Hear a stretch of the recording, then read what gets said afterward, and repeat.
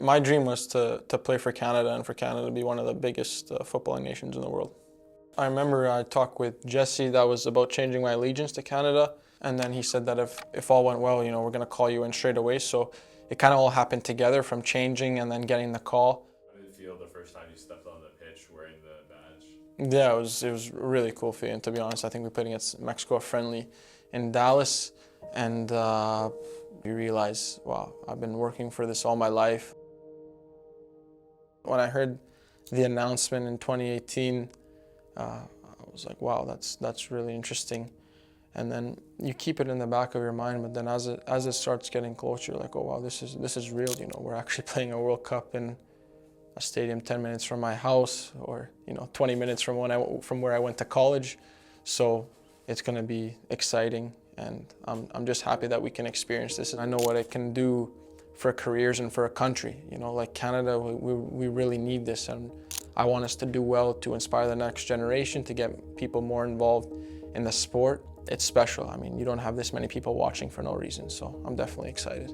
So I moved to Toronto from Vancouver when I was 17 years old to play for Vaughan and York. Vaughan I was playing with in the summer, and then I went to York and did the season there and spent a semester at the school. But then I got discovered just playing on the street in Toronto, so it's very random. You see a lot of academy kids, they work their way up, but mine was like super unexpected. A lot of guys on our team have these stories of like out of nowhere, they're just becoming professionals. It's just so difficult to get to the professional level, and you have to kind of go outside your comfort zone and leave the country. I'm gonna credit some to myself, because this wasn't something that nobody was forcing upon me. You know what I mean? I didn't have to move away from Vancouver to play in Toronto. I wanted to do it. And then I went to Slovenia, spent 6 months there, and then I got an opportunity with Hajduk Split, and I've been there for almost 4 years. For me, growing up, I was never the guy that everybody said he's gonna make it. I always felt that I was overlooked and underrated, and I didn't get the recognition I deserved playing youth football in Vancouver area. So this was always like, okay, you don't believe in me? Fine. Well, I'm gonna go show you. I'm gonna go make something of myself.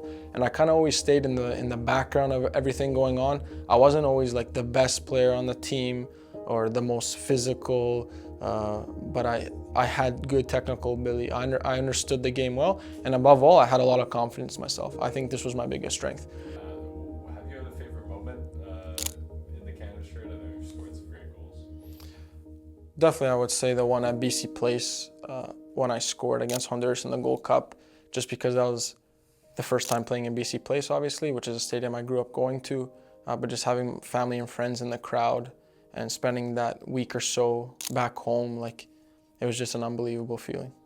And growing up there, going to that stadium, I like walking on the seawall and I see the stadium. I would picture myself playing there one day. Now that it's a World Cup and you have this title, like the biggest sporting event in the world, it's cool for sure. To the fans, I want to say, get behind us, support us. I know many of us come from different backgrounds, but at the end of the day, we're all Canadian. We're born, we're raised here. This country is amazing, and I think we're going to build something special that we can all remember. So please, if you can't get to the stadium, go on the streets, go to restaurants, pubs, bars, whatever it is, and wear the maple leaf.